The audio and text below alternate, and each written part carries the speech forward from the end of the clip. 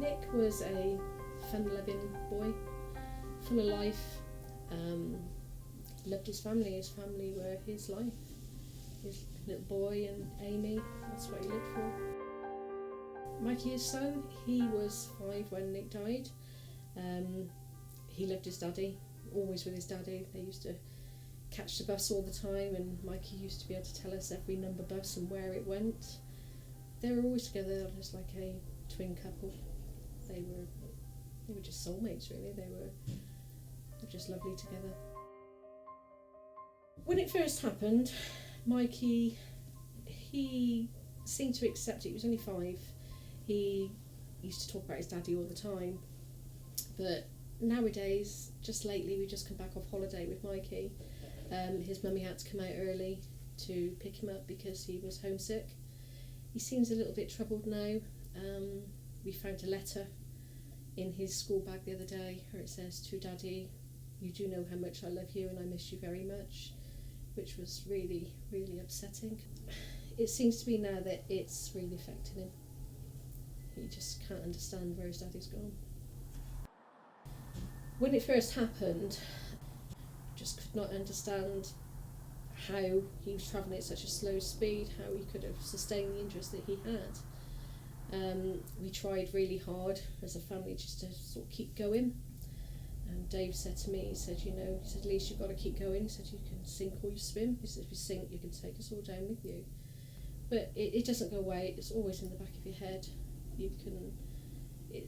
Something can happen. You can be driving down the road, you see a motorbike or you see a near miss with something, and it's instant. It's back there in your mind. And I don't think it ever will. People say time's a healer, but it's not. I think it just gets worse. You just learn to live with what you've been through. The day, I can remember that day vividly. When we woke up, it was a horrible day. It was dark and drab. Did my usual thing, your housework, cooked dinner. I came back and my Facebook account was open on the side. And I saw on the Facebook that there'd been an incident and fatality on the A14 Cheltenham involving a motorbike and a car. And I can remember thinking to myself, somebody's going to receive some awful news. And instantly then the phone rang and I picked it up and it was my daughter Sam, the oldest one. And she said, "Mum," she said, "Nick's died."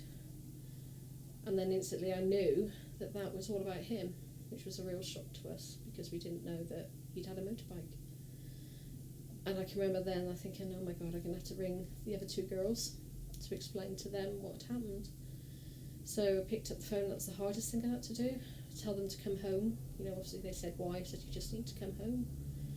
And it was just trying to explain to both of them that their brother had just been killed in a motorbike accident. It was a couple of days after they said you can come and see him, and that day was horrible. I went with Nick's dad because we're not together anymore, and we went into the coroner's office. He explained what happened and the injuries that he'd sustained, but you don't really take it in. You just want to see him, because until you actually see that person you think, that can't be him. But we did. We went into a room where he was, and he was covered up to his chest. He had a burgundy blanket covered over him, and he was just, no physical injuries, nothing on him. You think, how, why? It was just horrible. I just gave him a kiss on the cheek and walked out. It was horrible. And it's 4 years ago now, and yet it's still vivid. It's 4 years ago, and it's still very, very hard. We just tried to turn the negative part of it into positives.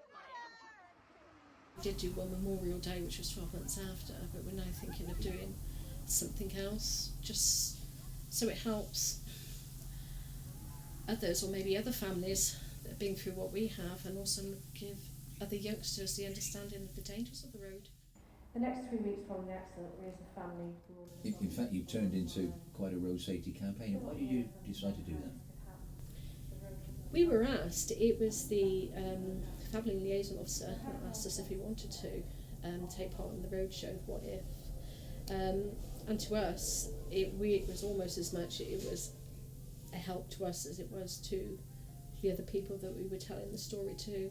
it was like a form of counselling to us. We've made great friends and relationships with the other people that have also lost families, the same, youngsters the same way that we have.